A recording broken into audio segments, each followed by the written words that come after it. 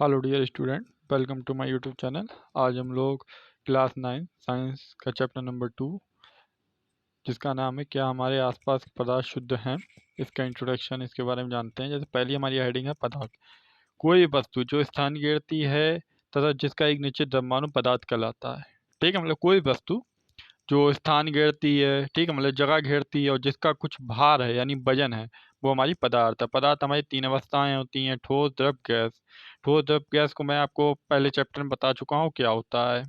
ठीक है, ठोस यानी सॉलिड यानी मजबूत चीज, द्रव यानी लिक्विड यानी जैसे दूध, पानी। ठीक है, और गैस आप लोग देखे ही वो गैस कौन सी होती है। ठीक है, उसके बाद है पदार्थ की शुद्धता। शुद्धता से अभिप्रिय किसी पदार्थ का अवंदित पदार्थ से अलग होना था। उस पदार्थ में उपस्थित सभी कण सामान्य रासायनिक प्रकृति के होते हैं। शुद्ध पदार्थ एक ही प्रकार के कणों से बना होता है। ठीक है, मतलब जो हमारा शुद्ध पदार्थ होता है वो एक प्रकार के पदार्थ से बना होता है। ठीक है, और उसमें जो मतलब गंदगी होती है वो अलग हो जाती है, मतलब जो रासायनिक तत्व होते हैं वो अलग हो जाते हैं, तो वो हमारी पदार्थ की शुद्धता। जैसे उदाहरण में गेहूं के दानों का कंकड़ पत्थर से अलग होना शुद्धता कहलाएगी। ठीक है, जैसे गेहूं होती है, जब उसे साफ किया जाता है तो उसमें जो कंकड़ होते हैं वो हटाया जाता है, तभी तो गेहूं से हम लोग आटा बनवाते हैं। ऐसा तो है नहीं कि जो कंकड़ अंकड़ होते हैं उसे ही पिसवा देते हैं। ठीक है,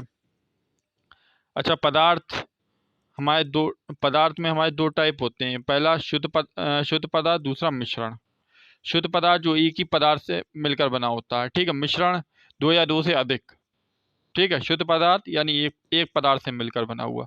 मिश्रण दो या दो से अधिक पदार्थों से मिलकर। ठीक है, शुद्ध पदार्थ हमारा दो प्रकार का होता है, पहला तत्व और यौगिक।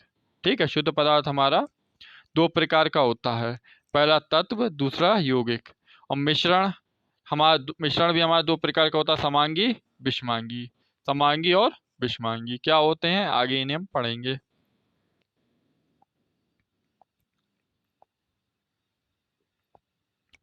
मिश्रण दो या दो से अधिक तत्वों अथवा यौगिकों का आंशिक रूप से मिलना मिश्रण कहलाता है। ठीक है, हमने क्या बोला, दो या दो से अधिक तत्वों या पदार्थों का यौगिकों का आंशिक रूप से मिलना मिश्रण कहलाता है। मतलब कोई दो पदार्थ हैं, वो आपस में, दो पदार्थ होगा या दो से अधिक पदार्थ होगा, आपस में मिलते हैं यानी घुलते हैं, तो वो क्या कहलाते हैं, मिश्रण कहलाते हैं। जैसे जल, वाष्प आदि। मिश्रण हमारे कितने प्रकार के होते हैं, मिश्रण दो प्रकार के होते हैं।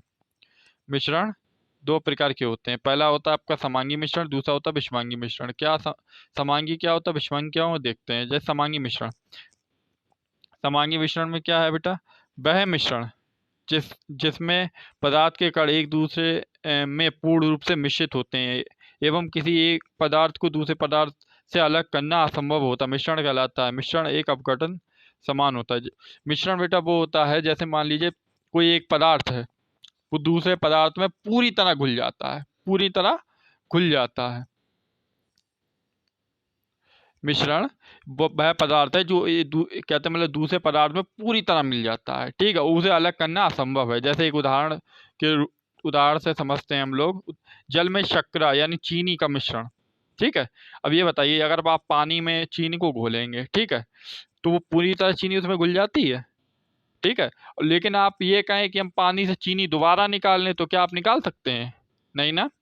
इसमें क्या बोला गया है, किसी एक पदार्थ को दूसरे पदार्थ से अलग करना असंभव हो, मतलब जो पदार्थ मिल चुका है उससे पदार्थ अलग नहीं होगा। ठीक है, वायु में ऑक्सीजन, ठीक है, हम लोग कहते हैं कार्बन डाइऑक्साइड, जो ऑक्सीजन होता है हम लोग लेते हैं तो वायु के द्वारा लेते हैं, तो वायु से आप ऑक्सीजन अलग कर सकते हैं, नहीं कर सकते हैं।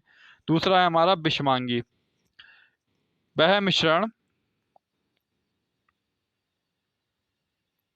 वह मिश्रण जिसमें पदार्थ के कण एक दूसरे से पृथक होते हैं। एक पदार्थ छोटे छोटे कणों, छोटी छोटी बूंदों अथवा बुलबुले के रूप में होता है, दूसरे पदार्थ में हर जगह फैले होते हैं एवं इन्हें आसानी से पृथक नहीं किया जा सकता, विषमांगी मिश्रण कहलाते हैं। मिश्रण के घटक एक समान नहीं होते हैं।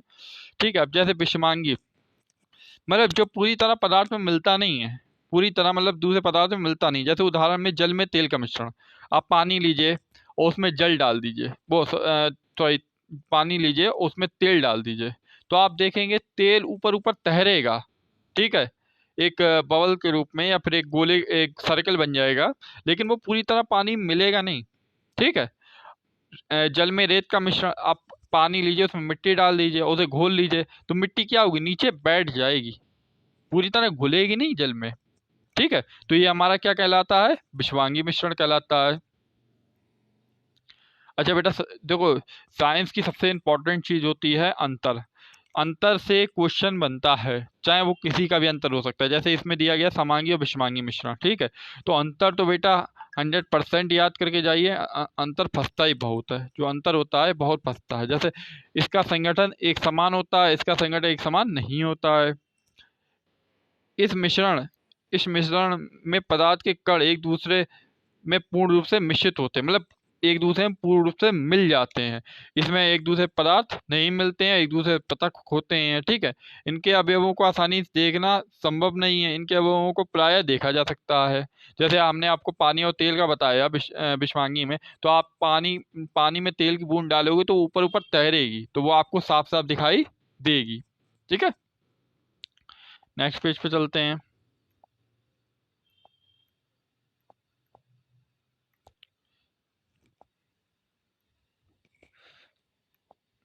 उसके बाद बेटा आ जाओ बिलियन। अच्छा, बिलियन क्या होता है, बिलियन दो या दो से अधिक पदार्थों का समांगी मिश्रण है। मतलब दो या दो से अधिक पदार्थ मिलकर क्या मिलाते हैं, बिलियन बनाते हैं। क्या बनाते हैं, बिलियन बनाते हैं।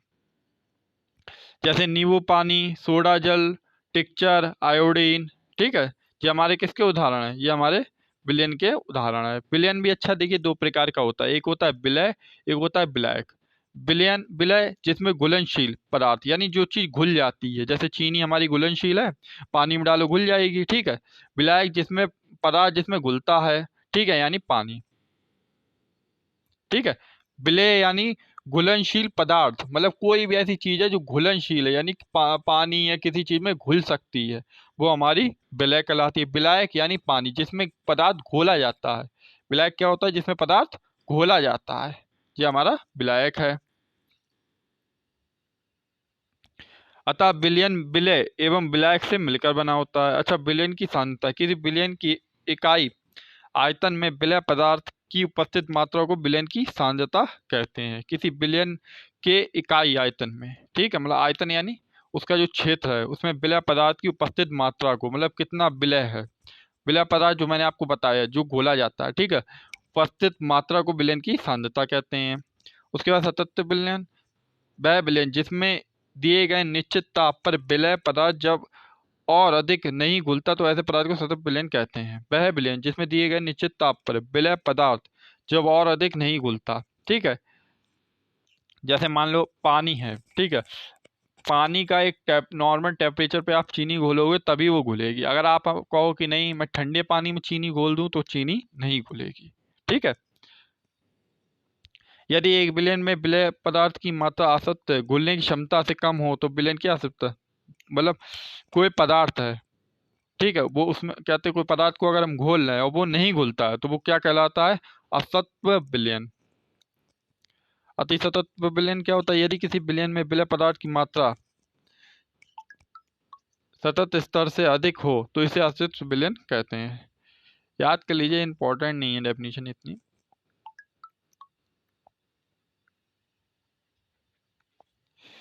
इस चैप्टर में हमारे इन 3 सूत्र से काम होगा, मतलब ये 3 सूत्र से हमारे न्यूमेरिकल हल होंगे। द्रव्यमान विलयन की सांद्रता को दर्शाने के लिए 3 विधियां हैं। पहला द्रव्यमान वाला, द्रव्यमान विलयन के द्रव्यमान प्रतिशत। ठीक है, तो ये सूत्र हैं, इस सूत्र से हमारी ये सब चीजें हल होंगी। तो ये सूत्र इंपॉर्टेंट है, नोट कर लीजिएगा। ठीक है, इनका कहाँ यूज होगा वो मैं आपको बता दूंगा। विलयन के गुण। अच्छा, विलयन के क्या गुण होते हैं, विलय एक समांगी मिश्रण है। विलयन के कण का व्यास 1 नैनोमीटर यानी 10⁻⁴ से भी छोटा होता है, इसलिए भी आंख से नहीं देखा जा सकता, मतलब इन्हें आंख से नहीं देखा जा सकता।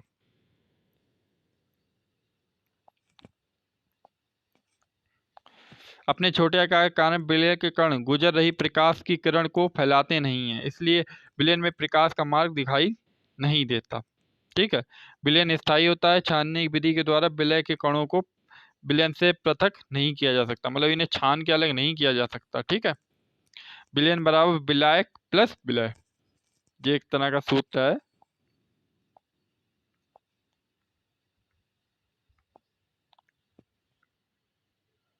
अच्छा, विलायक विलायक क्या होता है? विलयन का वह घटक जो विलयन में सबसे अधिक मात्रा में होता है और दूसरे घटकों को भी विलयन में मिलाता है, विलायक कहलाता है। मतलब विलयन में जिसकी मात्रा सबसे अधिक होगी उसे विलायक बोलेंगे हम लोग। ठीक है। विलयन का वह विलय क्या होता है? विलयन का वह घटक जो विलयन में सबसे कम मात्रा में रहता है और विलायक में घोला घोला जाता है, वो हमारा विलय कहलाता है। मतलब विलयन में जिसकी मात्रा सबसे अधिक होगी वो हमारा विलायक कहलाएगा और जिसकी मात्रा सबसे कम होगी वो हमारा विलय कहलाया जाएगा। ठीक है।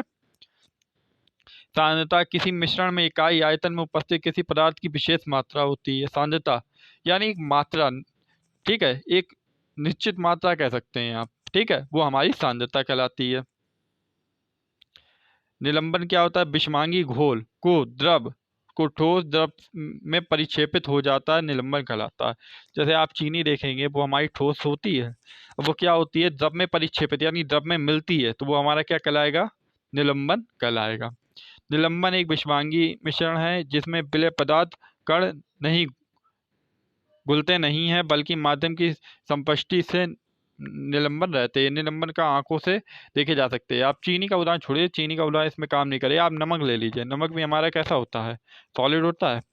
नमक को आप घोलेंगे तो पूरी तरह घुलेगा लेकिन आपको दिखेगा जरूर। ठीक है। जैसे इसमें उदाहरण है रेत, बालू का पानी, मिर्चाक पाउडर का जल मिश्रण। ठीक है। अच्छा, निलंबन के गुण क्या होते हैं? यह एक विषमांगी मिश्रण होता है। ठीक है। यह कण आंखों से देखा जा सकता है। कणों का आकार बड़ा होता है, छान कर पृथक भी कर सकते हैं। यह निलंबित कण की किरण को फैला देता है जिससे उसका मार्ग दृष्टिगोचर हो जाता है।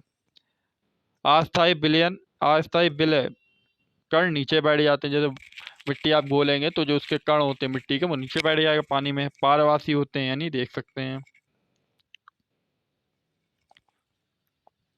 नेक्स्ट पेज पे कोलाइड इंपॉर्टेंट है।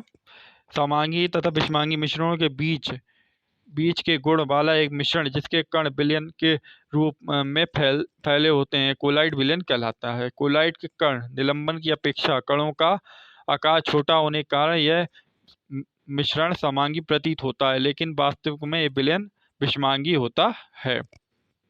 कोलाइड इंपॉर्टेंट है, याद कीजिएगा। जैसे दूध और रक्त। कोलाइड के गुण क्या हैं? समांगी दिखाई देता परंतु वास्तव में विषमांगी होता है। कणों को नंगी आंखों से नहीं देख सकते, केवल सूक्ष्मदर्शी के द्वारा देख सकते हैं। मतलब कोलाइट के जो कण होते हैं उसे आप सूक्ष्मदर्शी मशीन के द्वारा देख सकते हैं। आप कहीं आंखों से देख लें सो नहीं दिखेगा।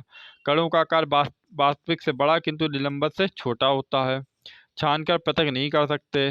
स्थायी विलयन है। अपारदर्शी है। टिंडल प्रभाव दिखाई देता है। अच्छा, टिंडल प्रभाव क्या होता है? जो कोलाइट कण प्रकाश को एक और बिखेरते हैं उसे टिंडल प्रभाव कहते हैं। जैसे मान लीजिए एक पानी कांच के गिलास में पानी लीजिए, उसे लाइट के आगे रख दीजिए तो आप देखेंगे वो पानी इधर आसपास रिफ्लेक्ट करेगा यानी प्रकाश को इधर उधर गुजारेगा। यदि प्रकाश किरण को कोलाइट विलयन से गुजारा जाए, प्रकाश किरण के लंबा सूक्ष्मदर्शी रखकर देखा जाए तो प्रकाश की किरण का पथ दिखाई देगा। मतलब प्रकाश कहाँ से आ रहा है वो दिखाई देगा।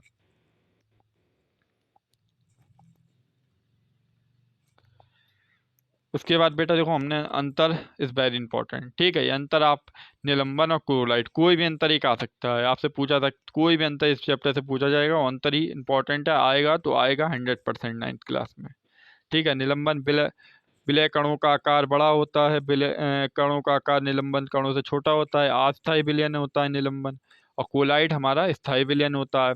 निलंबन हमारा पारभासी होता है। कोलाइड हमारा अपारदर्शी होता है। निलंबन नंगी आंखों से देख सकते हैं। ठीक है। कोलाइड नंगी आंखों से नहीं देख सकते हैं। टेंडर प्रभाव नहीं दिखाई देता है निलंबन में। इसमें टेंडर प्रभाव दिखाई देता है। उदाहरण इसमें बालू, मिट्टी, पानी में। और इसका उदाहरण रक्त व दूध। बाष्पीकरण ठीक है। रंग पटक, डाई को नीले अथवा काले रंग की स्याही से पृथक करना। ठीक है, ये प्रयोग है। आधा बीकर रंग मिला हुआ जल लेकर बीकर के मुख पर या गिलास रखते हैं। बीकर को गर्म करने पर पानी वाष्पित हो जाता है और बाद में गिलास में रंग रह जाता है। ये सब बेटा आपकी साइंस की इम्पोर्टेंट क्रियाएं हैं, प्रयोग हैं जो आप स्कूल में कर सकते हैं। ठीक है। दूध से क्रीम अलग करना, एक परग नली में थोड़ी मात्रा में संपूर्ण क्रीम युक्त दूध लेकर इसे 2 मिनट तक अपकेंद्रीय यंत्र द्वारा अपकेंद्रित करते हैं। हम देखते हैं बहुत हल्के कण ऊपर आ जाते हैं तथा भारी कण नीचे की तरफ रह जाते हैं। ठीक है। दूध से क्रीम, ये सब बेटा एक यंत्र होते हैं जो आपके स्कूल में आपको दिखाए जाते होंगे। ये बेटा सब प्रयोग हैं, यंत्र हैं। ये तो सब मैं आपको नहीं बता सकता, वीडियो बहुत बड़ी हो जाएगी लेकिन हाँ, मैंने आपको ये दे दिए हैं जिससे आप लोग इसे पढ़ के नोट कर सकते हैं कॉपी पर। हो सकता है कोई आपसे पूछ लिया जाए एक।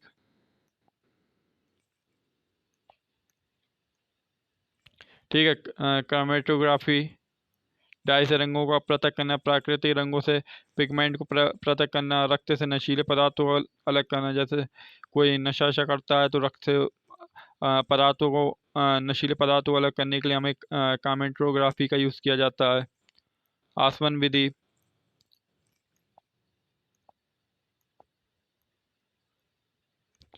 इसकी पीडीएफ अगर आप लोग को चाहिए हो तो मुझे मैसेज कर दीजिएगा, मैं इसकी पीडीएफ आप लोगों को सेंड कर दूंगा। उसके बाद ये है भौतिक परिवर्तन, रासायनिक परिवर्तन। ठीक है, इंपॉर्टेंट है ये भी। भौतिक परिवर्तन, रासायनिक परिवर्तन, पदार्थ में केवल भौतिक गुण जैसे अवस्था, आकार आदि में परिवर्तन होता है। ठीक है। रासायनिक में हमारा क्या होता है, इस परिवर्तन से बनने वाले पदार्थ के रासायनिक गुण तथा संगठन से प्रारंभिक कण कण पदार्थ से पूर्णतः भिन्न होता है।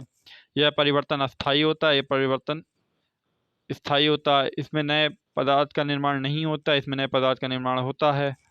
भौतिक परिवर्तन में प्रारंभिक पदार्थ प्राप्त हो सकता है लेकिन रासायनिक परिवर्तन में भौतिक भौतिक प्रारंभिक पदार्थ प्राप्त नहीं हो सकता। ठीक है। इसके उदाहरण है भौतिक परिवर्तन के जल का वाष्पीकरण, फलों से सलाद बनाना। ठीक है। और रासायनिक का क्या उदाहरण, लोहे पर जंग लगना, दूध से दही बनना। शुद्ध पदार्थ, वह पदार्थ जिसमें सभी कण वह पदार्थ जिसमें सभी कण एक समान रासायनिक प्रकृति के होते हैं वह शुद्ध पदार्थ कहलाता है। शुद्ध पदार्थ मुख्यतः 2 भागों में विभाजित है। कौन से मुख्य भाग में, तत्व और यौगिक। तत्व क्या होता है, एक ही प्रकार के परमाणु से बने शुद्ध पदार्थों को तत्व कहते हैं। मतलब तत्व हमारा सिर्फ एक ही पदार्थ से बना होगा। ठीक है। तत्व पदार्थ वह मूल रूप है जिसमें रासायनिक प्रक्रिया द्वारा अन्य सरल पदार्थों में विभाजित नहीं किया जा सकता। तत्व शब्द का सर्वप्रथम प्रयोग 1661 में रॉबर्ट बॉयल ने किया। फ्रांस के रसायन शास्त्री एंटोनी लॉरेंट लावाइजिए ने तत्व को परिभाषित किया। अच्छा, तत्व भी हमारा 3 भागों में विभाजित है। पहला है धातु, पहला है मेरा धातु, दूसरा उपधातु, तीसरा अधातु। धातु यानी मजबूत, सॉलिड। ठीक है। उपधातु जो हमारा धातु अधातु दोनों से मिलकर बना होता है। अधातु यानी आप बोल सकते हैं थोड़ा वीकनेस टाइप का। ठीक है। जैसे धातु गुण हैं, ये कठोर होती हैं। लोहा, अवसाद, पारा धातु है परंतु द्रवावस्था में होता है। यह चमकीले होते हैं, धातु हमारी चमकीले होती हैं। जैसे चांदी, सोना। ठीक है, ये होती तो मजबूत है ना, लेकिन ये चमकीली भी होती हैं। ताप एवं विद्युत के सुचालक होते हैं। जैसे चांदी होती है आपकी, उसे चिपकाया जाता है तो मतलब जोड़ा जाता है तो जलाई के तो जोड़ा जाता है। इसमें तन्यता होती है अर्थात खींचने पर तार में व्यक्त किया जा सकता है। ठीक है। सोना, इसमें अपारदर्शिता होती है, इनको पीट कर चादर के रूप में व्यक्त किया जा सकता है। लोहा ये प्रतिध्वनि पूर्ण होती है। धातुओं का नाम देख लो बेटा, सोडियम, मैग्नीशियम, एल्यूमिनियम, आयरन आदि। अच्छा, अधातु के गुण, ये विभिन्न रंगों की होती है। ठीक है। ये मुलायम प्रकृति की होती हैं। ये ताप एवं विद्युत के कुचालक होते हैं। उपधातु क्या होती है, जैसे मैंने अभी आपको उपधातु की डेफिनेशन बताई थी, ये तत्व धातु व अधातु दोनों के गुण पाए जाते हैं, उपधातु कहलाती है। मतलब जिसमें धातु अधातु दोनों गुण पाए जाते हैं वो हमारी उपधातु कहलाती है। सिलिकॉन, जर्मेनियम, पीतल, कांसा, ये क्या है हमारे साहब? उपधातु हैं। यौगिक क्या होता है? भिन्न भिन्न प्रकार के परमाणुओं के एक निश्चित अनुपात में रासायनिक पदार्थ से बने शुद्ध पदार्थों को यौगिक कहते हैं। मतलब भिन्न भिन्न पदार्थ, मतलब दो या दो से अधिक, ठीक है, पदार्थ के एक निश्चित अनुपात में रासायनिक अभिक्रिया से बने पदार्थों को शुद्ध यौगिक कहते हैं। ठीक है, मतलब क्वांटिटीज कहते हैं निश्चित नहीं है यौगिक की। ठीक है, भिन्न भिन्न पदार्थ, पता नहीं कौन कौन से पदार्थ हैं।